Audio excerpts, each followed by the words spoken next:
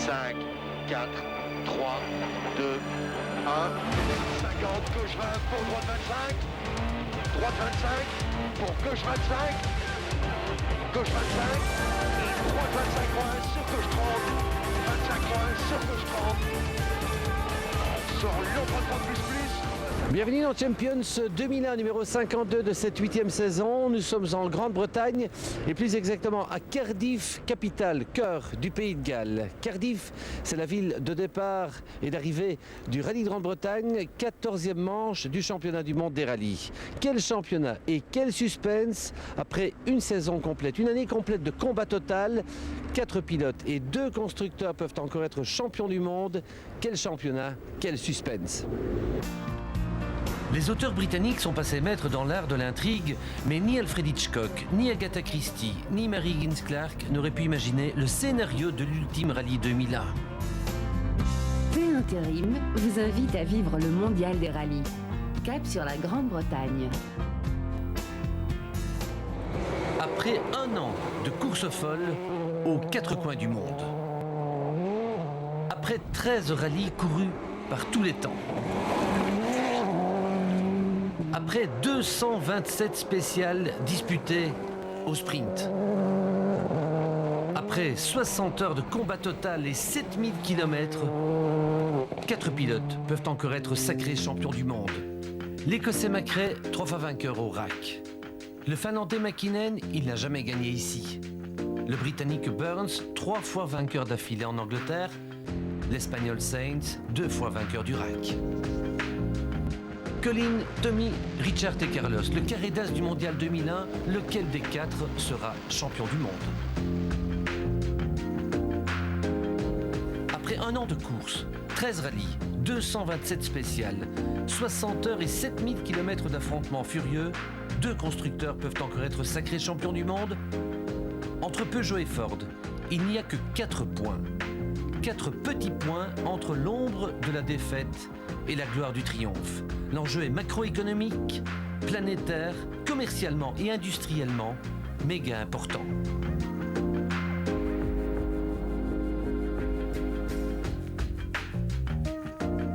In your mind, who will be world champion for the manufacturer? I have to say Ford. Good answer. Yeah. And for the drivers, It's easy. who will be world champion as a driver? I think the best man will win. Who will be world champion? I don't know. One of 4 of us. I don't know who. If I knew that, then we're wasting 3 days.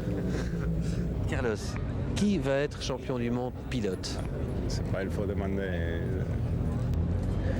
Je ne sais pas. C'est pas maintenant. Qui va être champion du monde constructeur? J'espère fort. J'espère, oui.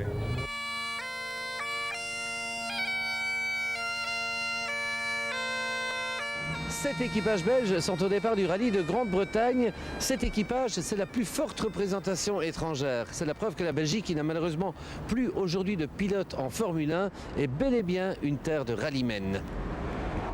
Il y a tout d'abord Bruno Thierry, qui est toujours brillant au RAC et qui bouclera sa dernière course pour l'usine Skoda. Il paraît, j'ai appris ça par le voie de la presse. Comment est-ce que vous ressentez cette info?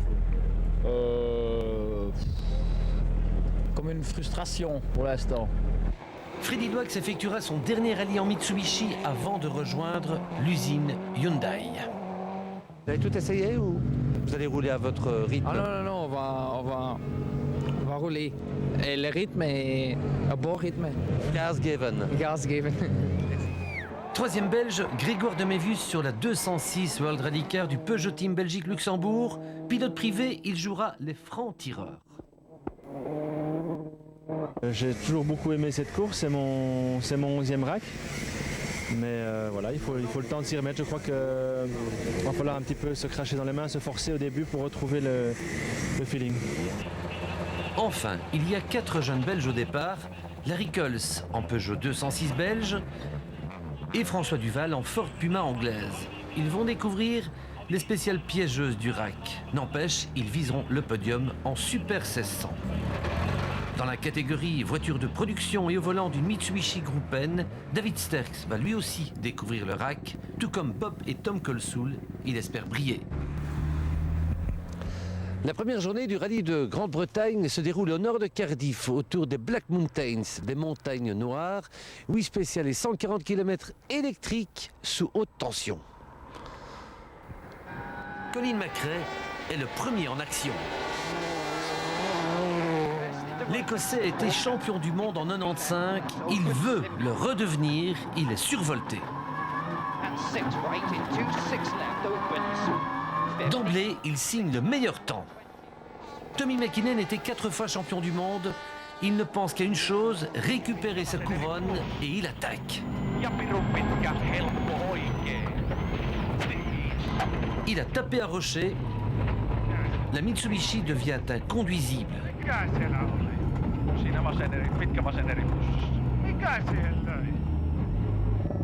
Tommy doit s'arrêter, il a perdu une roue. Richard Burns n'a encore jamais été champion du monde. Son rêve est de le devenir et quand il voit McKinnon arrêter, il se dit que c'est bien parti. Mais il ne dit pas un seul mot, concentré à 110%. Tommy McKinnon répare.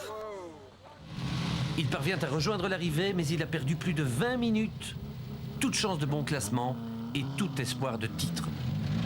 Son sourire d'avant-rallye fait place à un masque fermé. Tommy médite sûrement à cet instant précis la 2e place gaspillée en Suède et les 6 points éparpillés dans la neige. Il doit certainement aussi regretter sa sortie après 500 mètres en Finlande.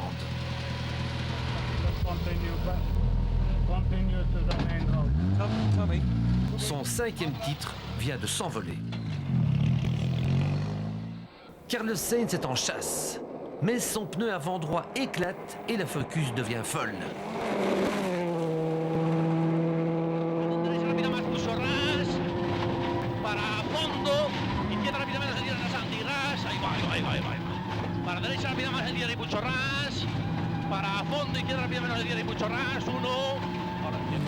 Carlos a été champion du monde en 90 et 93. Son rêve secret de 3e titre vient vraisemblablement d'exploser du côté de Saint-Guino. Tout ceci fait les affaires de Colin McRae. En 5 minutes, 2 de ses adversaires ont été éliminés.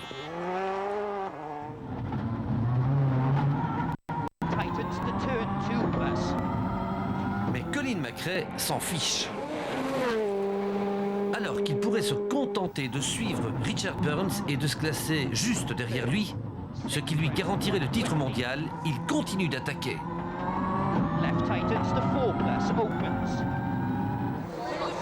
Il veut être champion du monde, mais aussi être classé devant Burns.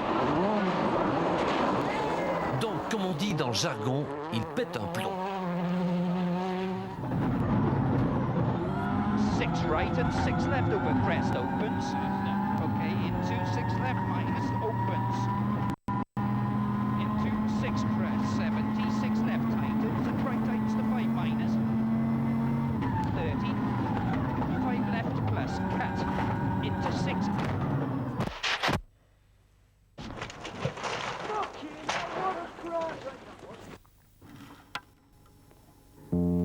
Ce énième crash de Colin McRae est très grave, car il est lourd de conséquences. McRae a perdu une couronne pratiquement acquise. Il a quasiment condamné Ford et ouvert toute grande la porte du titre à Peugeot. Des images désastreuses qui donnent à réfléchir. En rallye, il n'y a qu'un millimètre entre la catastrophe et le triomphe. En 1/10 de seconde, tout peut basculer. 40. Flat left. Richard Burns doit penser à tout cela lorsqu'il voit sur la droite la carcasse de la Focus. Tightens maybe 20, flat right minus 80. Encore faut-il maintenant que Richard Burns reste bien concentré et ne sorte pas lui-même. 40. Flat left. Ce qui n'est pas évident. 40, flat left, 50. En attendant, la cavalcade 2001 de Colin McRae s'est brutalement terminée. I made a mistake. I cut a corner just a bit too much, and there was a hole in the inside, and it flipped the car upside down. We were trying to win the championship, and things like that can happen. I'm just, sorry for the whole team. It was so near, but we haven't got it again. Conséquence, voici le finlandais Gronholm propulsé en tête du classement général. C'est tout bon pour Peugeot, car Auriol, également sur 206, est deuxième à 12 secondes. Auriol, qui est en train d'accomplir son dernier rallye en Peugeot, est peut-être aussi le dernier de sa carrière. Burns est troisième à 19 secondes. Carlos Sainz n'est que 13e à 1 minute 20, 13e, loin des points.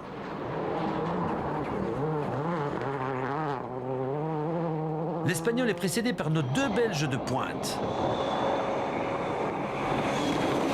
Freddy Box est 10e à 1 minute 07. Très difficile, mais mieux déjà que l'année passée.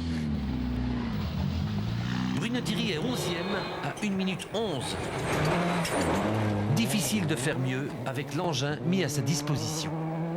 Mais on ne sait pas, depuis le début, elle s'en va dans tous les sens, il lui faut toute la route.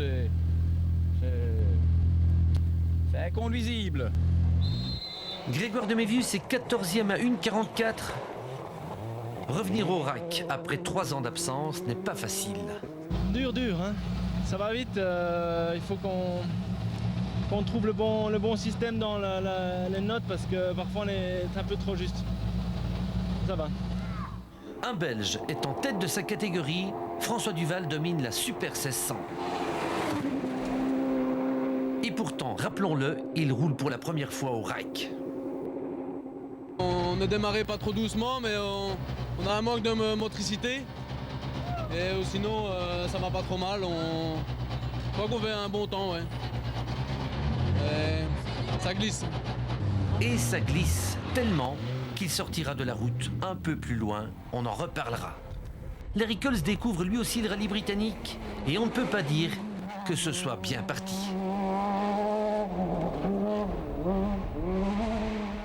Ça va maintenant, mais on a une perte d'huile au niveau de la culasse. Parce que la culasse est fêlée au niveau du supermoteur. On a changé la boîte tout à l'heure déjà. Mais on va voir si ça va tenir, j'espère. C'est encore plus mauvais pour David Sterckx. Le champion de Belgique Groupe N Division 2 est un néophyte du mondial et a fortiori du rack. Il a été surpris par un enchaînement gauche-droite. David est sorti, a tapé dans un rocher. La Mitsubishi est meurtrie, il abandonnera dans l'après-midi. On venait d'une ligne droite qui était sur un sommet et le virage était même pas 20 mètres après le sommet. Et c'était un virage qui passait à 80 km/h, on est arrivé à 150 dessus et on a tout traversé, on a sauté au-dessus du trou et on est retombé sur un rocher. Et, on a cassé le protège-carter qui est remonté sur le carter et qui a endommagé la voiture. Heureusement, en Groupe N, il nous reste un ambassadeur en course, Bob Kolsoul. La Subaru de Martin prend feu. Le moteur de la Subaru de Solberg perd sa pression d'essence. Ces deux jeunes ambitieux abandonnent. Panizzi abandonne aussi. Transmission cassée. Et ceci est inquiétant pour Peugeot et pour Gronholm. Gronholm est toujours en tête. Mais il pourrait bien, qui sait, être affecté par la même panne que Panizzi. Cependant, il enfile les scratchs dans la 5e, la 6e et la 7e spéciale. La nuit tombe et au Pays de Galles, il peut toujours y survenir des incidents ou des drames.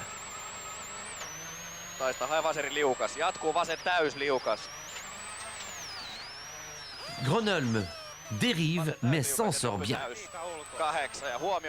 I did a small mistake on the last one, but luckily nothing really bad happened. Auriol a basculé de la 2e à la 4e place, transmission cassée. On est parti en tête à queue en 360 et on a été très chanceux parce qu'on n'a rien touché, on est resté sur la route. Moteur calé, direction opposée, bon, il a fallu pas mal manœuvrer, bon, on perd 25 secondes. Richard Burns est deuxième, en position idéale pour être enfin champion du monde. Instead of having to beat Colin and Tommy, it means now I have to finish in the top 4. So it's a little bit easier job. It's still quite a tough job on this rally. Carlos Sainz est toujours là, cinquième. Chez Ford, on s'accroche à l'espoir qu'il marque quand même 4 petits points, mais encore faudrait-il que toutes les Peugeot abandonnent et que Carlos reste sur la route. Pas très bien pour nous, pour chez Ford, catastrophe. Je suis vraiment un peu désolé. Freddy Loax est dixième à l'issue d'une journée techniquement très laborieuse. Nous-mêmes, on n'a pas fait d'erreur, on a roulé comme on peut, mais bien sûr, avec une boîte cassée ou un turbo, c'est très difficile. Donc, c'est une journée d'oublier le plus vite possible. Bruno Thierry est 12e. Son problème de différentiel est en voie de se régler, mais maintenant, c'est la visibilité qui pose problème. Nos anti-brouillards, les fins ont recommencé à déconner, ils allaient pas trop bien, ils allaient pas. Les feux d'origine se sont déréglés avec les vibrations, ils se sont baissés, donc on n'a pas vu grand-chose. Grégoire Demivius est 13e, ça va mieux, mais ce n'est pas encore tout à fait ça. C'est sûr qu'on a beaucoup de choses à assimiler quand on ne roule pas très souvent en chemin du monde. Pour se remettre dans le bain, le niveau est très très haut, donc voilà. Dans la catégorie Super 1600, celle des espoirs, Larry Coles est 6e, bien loin du podium espéré. On en reparlera. En groupe N, les frères Colsoul ont collectionné des chronos dans le top 10. 10e sur 25, ce n'est pas trop mal à 21 ans. Ça va vite, hein? Et je m'amuse, la voiture va très bien. Après 1h20 de course, Gronholm est en tête. Peugeot sourit. Burns est deuxième avec un demi-sourire. Rovanperä troisième, Auriol quatrième et Sainz cinquième. Fin de première journée du rallye de Grande-Bretagne, Richard Burns et Peugeot ont déjà fait un tiers du boulot. Voyons voir s'ils continueront, s'ils paracheveront leur ouvrage demain. 5 spéciales au programme, dont une première très longue, 46 km. Encore beaucoup de surprises pourraient y survenir. Premier frisson du jour, Richard Burns a failli ne pas redémarrer. Les bougies étaient grippées. Richard les a changées lui-même. Deuxième frisson, Gronholm ouvre la route.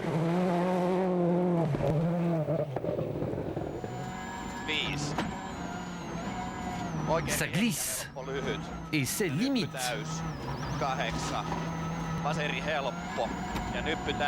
Sur des terrains pareils, ils sont sur le fil du rasoir en permanence. Gronholm est prudent et c'est son compatriote Rovanperä qui fait le scratch.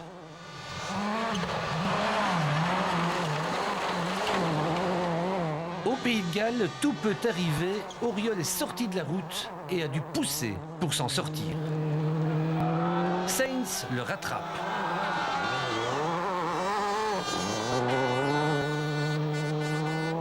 Gentilhomme, Auriol s'écarte avec beaucoup d'élégance pour ne pas gêner le duel constructeur. Sainz se dépasse, il est déchaîné. Et pourtant, regardez, son pneu arrière droit est crevé. Pour Sainz, l'irréductible qui y croit toujours, cette crevaison est un ennui de plus. Du coup, Alistair McRae se déchaîne lui aussi.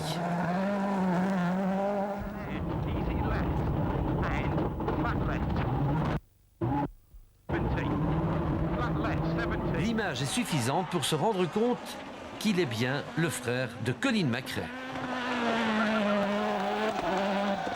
Ce matin, Freddy Loax est reparti avec un moral tout neuf, mais dès la première spéciale, ça se dérègle à nouveau.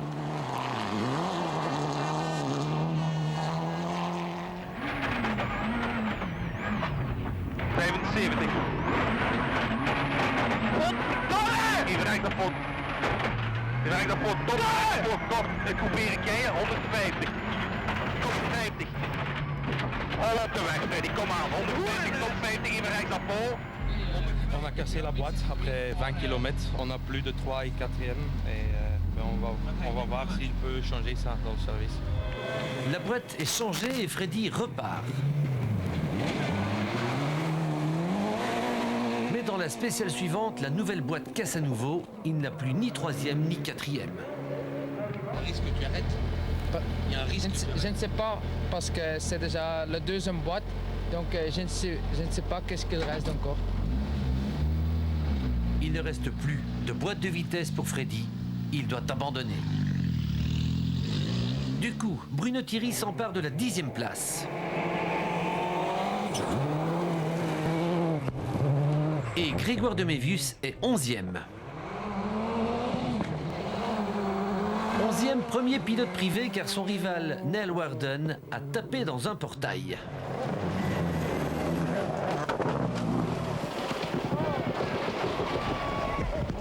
Étape spéciale 11, Brechfa, 29 km, Gronholm gagne en 17 minutes 12 à 103 km/h de moyenne. Burns perd 15 secondes. Rovanperä en perd 17. Il a tapé à l'arrière. Didier Auriol perd 55 secondes. Il a failli ne pas arriver du tout. Je suis sorti. Vous savez qu'on est sorti et on a perdu un peu. Subitement, Peugeot Sport l'avertit par radio dans son casque de l'accident de Carlos Sainz. Carlos est sorti. Carlos est sorti derrière. Carlos Sainz a effectivement tiré tout droit au poste 8. Dans l'échappatoire, il a tapé la voiture du commissaire et touché une quinzaine de spectateurs mal placés. La spéciale est neutralisée et la course arrêtée pour permettre aux ambulances de porter secours aux blessés. On a la sensation de vivre à ce moment précis un drame.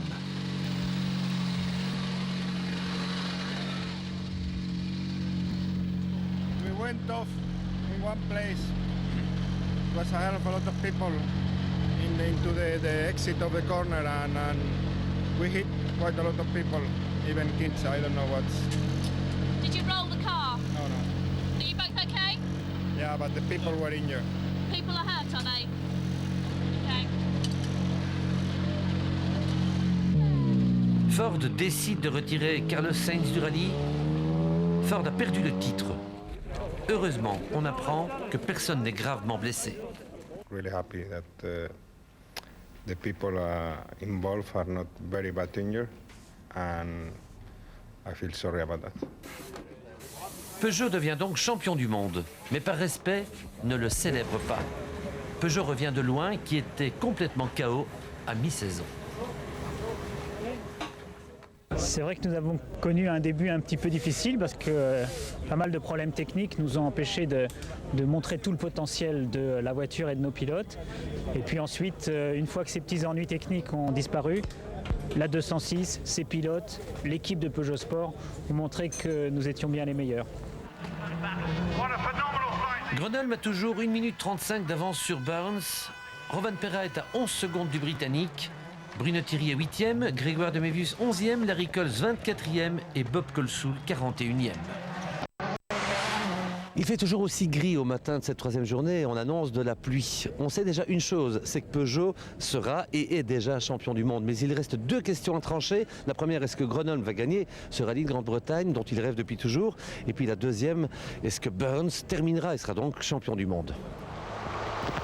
Dans les forêts profondes de Galles, la pluie tombe en rafale sur des Britanniques aux doigts croisés. Nos 4 Belges rescapés évitent le naufrage et rentrent au port à sec. Bob Colsoul 27e et 9e en groupe N. Larry Coles 22e. Et 3e en Super 1600, on en reparlera. Grégoire de Mévius est dans le top 10 final. Il est 9e, mais il est surtout premier privé. Son retour en mondial après 3 ans d'absence au RAC se termine par une énorme satisfaction pour lui-même et pour l'équipe de Peugeot Belgique-Luxembourg. Bruno Thierry est aussi dans le top 10 final. Il est 8e à 2 minutes d'Auriol et à 3,30 de Schwartz. Sur une Skoda relativement fatiguée, il clôture proprement une saison jalonnée de pas mal de soucis.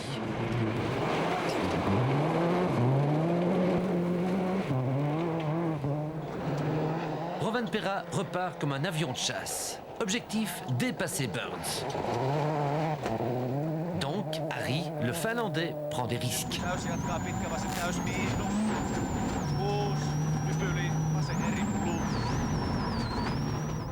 Ça marche, le voici deuxième. Gronholm va-t-il gagner le RAC? Question de se venger de la perte de son titre.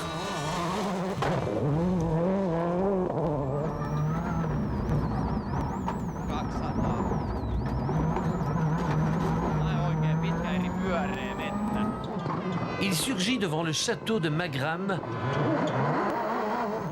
Il lui reste 500 mètres. Il gagne.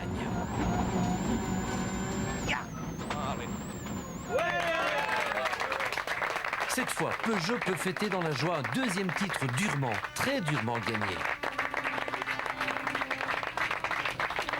C'est fait, on est premier et deuxième de ce rallye de Grande-Bretagne qui clôture une saison extraordinaire où on gagne 6 rallyes, où 4 fois on ramène le maximum de points, où chacun de nos pilotes a pu au minimum gagner une course au volant de cette voiture.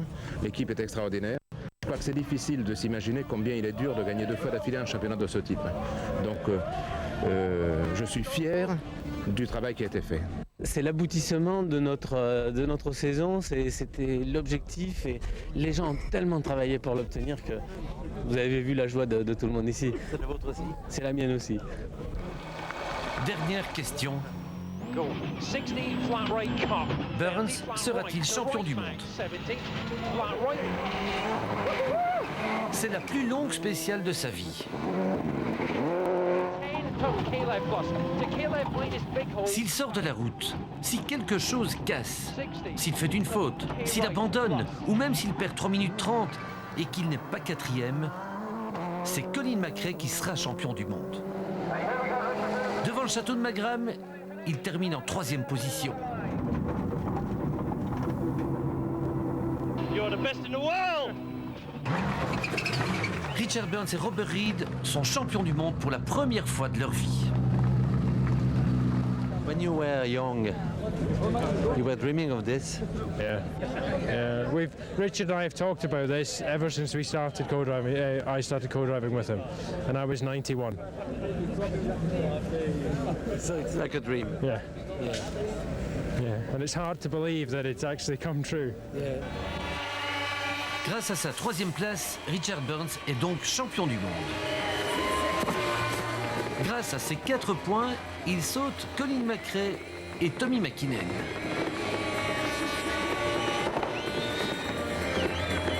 Grâce à son nouveau doublé de 16 points, Peugeot triomphe. Mais l'homme le plus heureux, c'est évidemment Richard Burns. When did you decide to be a rally driver? When I was 15 years old. Because of what? Because I loved driving rally cars.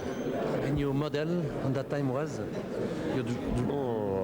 Maybe Allen. Marco Allen. And when did you dream for the first time to be world champion? I didn't really have this conscious thing inside me to be world champion. I wanted, of course, to do the best I could. I loved driving, and it led me to the place where we are now. So it's been very close the last couple of years, and to finally finish the year in first place is, well, fantastic for me.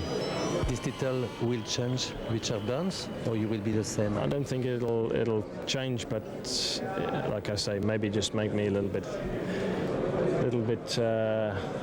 more relaxed. Thank you. Oh, that's nice.